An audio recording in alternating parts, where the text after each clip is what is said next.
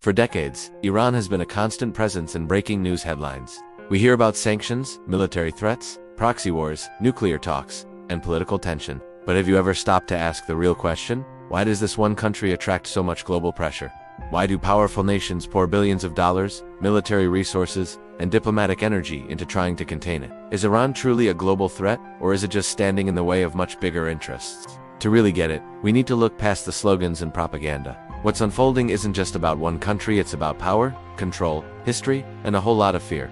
First off, Iran is not a small or weak nation. It's located right at the heart of the Middle East, a region that controls some of the world's most critical energy routes and resources. It has a civilization stretching back thousands of years, a powerful sense of national identity, and a political system that refuses to completely align with Western influence. Ever since the 1979 Islamic Revolution, Iran has carved its own path, challenging the global order, especially the dominance of the United States and its allies. This single decision completely reshaped Iran's relationships with its neighbors, with Israel and with Western powers, turning Iran into both a major regional player and a global concern. So let's break down the real reasons behind all this pressure. A huge piece of the puzzle is historical. The 1979 revolution totally flipped Iran's relationship with the West, especially the United States, creating decades of deep mistrust. Then there's the intense regional rivalry, mainly with Saudi Arabia. They're both competing for influence across the Middle East, often backing opposite sides in conflicts, which just adds more fuel to the fire. And of course, there's the most talked about issue, Iran's nuclear program. Iran insists its program is for peaceful energy production, but many world powers are deeply worried it could be used to develop nuclear weapons. This has led to strict international monitoring and a lot of high-stakes diplomatic standoffs. To try and curb these ambitions and its regional activities, crippling economic sanctions have been imposed. These sanctions hit Iran's economy and its people incredibly hard. All these factors, the history, the regional power plays, the nuclear fears, and the sanctions all combine to keep Iran under constant, intense global pressure. So, by the end of this, you can decide for yourself. Is Iran being targeted for what it does, or for what it represents? Thanks for watching, and don't forget to subscribe for more deep dives into global issues. Ever wondered why Iran always seems to be in the headlines, often facing pressure from major world powers? The reasons are complex, so let's break it down. To really get it, we have to look back in time. Today's conflicts didn't just pop up out of nowhere. Before 1979, Iran was actually a close friend of the United States and other Western countries. It was a key ally in the Middle East, but everything changed with the Islamic Revolution. Iran decided to cut ties with Western political influence, got rid of its monarchy, and set up a new system based on religious governance and national independence. This was a huge shock to global powers, especially the US. Suddenly, a strategic partner had turned into an unpredictable challenger. From that point on, a deep mistrust set in, and almost everything Iran did was seen as a potential threat, not a cooperative move. Another big reason is Iran's growing influence across the Middle East. Iran has built strong relationships, both politically and militarily, in places like Iraq, Syria, Lebanon, and Yemen. Iran's supporters say this is just a defensive strategy, a way to protect itself from foreign attacks and hostile neighbors. But its critics see it differently. They call it expansionism, arguing that Iran uses local groups to influence regional politics without getting its own hands dirty. This puts Iran in direct competition with countries like Saudi Arabia and Israel. Both see Iran as rising power as a direct threat to their own security and leadership in the region. These rivalries aren't just about politics, they're also fueled by deep-seated religious divides, with Iran representing Shia power in a region mostly led by Sunni governments, which only adds to the fear and suspicion. Then there's the intense conflict with Israel.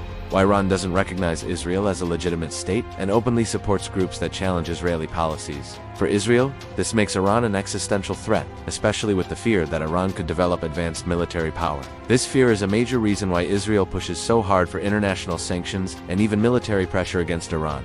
The situation gets even more heated when you add Iran's nuclear program to the mix. Many countries worry it could lead to nuclear weapons, even though Iran insists its program is for peaceful energy and science. In world politics, what people think you might do is often more important than what you say you'll do, and this fear keeps the pressure on. Finally, it comes down to economic power.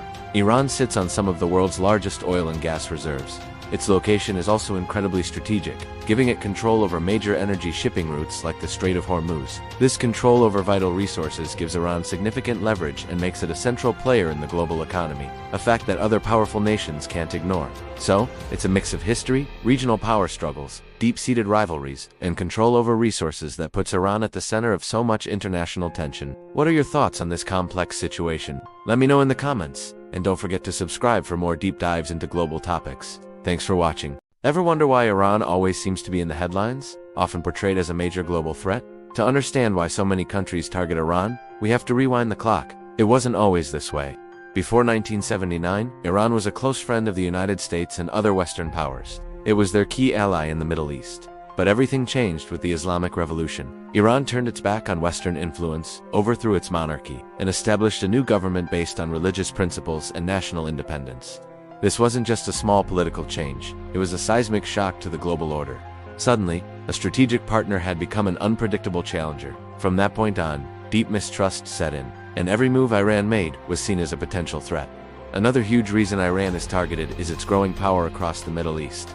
Iran has built strong relationships, both politically and militarily, in countries like Iraq, Syria, Lebanon, and Yemen. Iran and its supporters see this as a defensive shield, a way to protect itself from foreign attacks and hostile neighbors. But its critics, like Saudi Arabia and Israel, see it as aggressive expansion. They argue that Iran uses proxy groups to control regional politics without having to fight directly. This puts Iran in a head-to-head clash with these rival powers, who view Iran's influence as a direct challenge to their own security and leadership.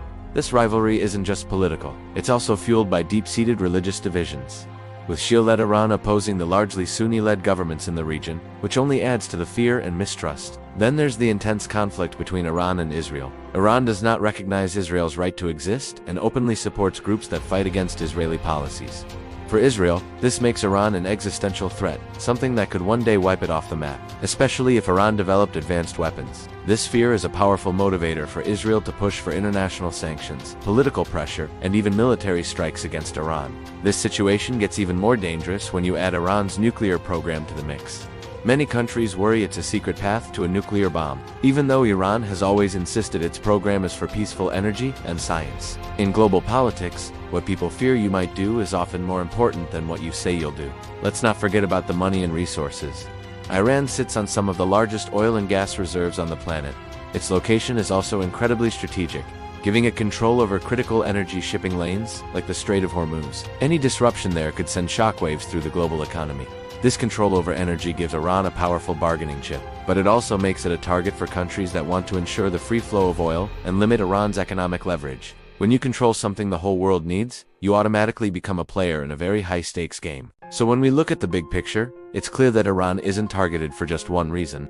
It's a complex storm of history, regional power struggles, deep-seated fears, and competing interests. Iran stands at a crossroads of ideology and geopolitics. It's a nation born from revolution, fiercely protective of its independence, and unafraid to challenge the world's most powerful players. For some, Iran represents chaos and danger. For others, it symbolizes resistance and strength. The truth is probably somewhere in the middle. What we know for sure is that years of sanctions and confrontation have weakened Iran's influence. They've just changed its shape. As long as these rivalries in the Middle East continue, as long as the nuclear issue remains unresolved, and as long as global powers compete for control, Iran will remain at the center of the world's attention. The real question is no longer just why Iran is targeted, but whether this cycle of tension can ever be broken. The future will depend on whether the world chooses dialogue over domination, diplomacy over pressure, and understanding over fear, because the kind of Middle East that emerges from this conflict will affect us all. Thanks for watching. If you found this breakdown helpful, make sure to like and subscribe for more deep dives into global issues. See you next time.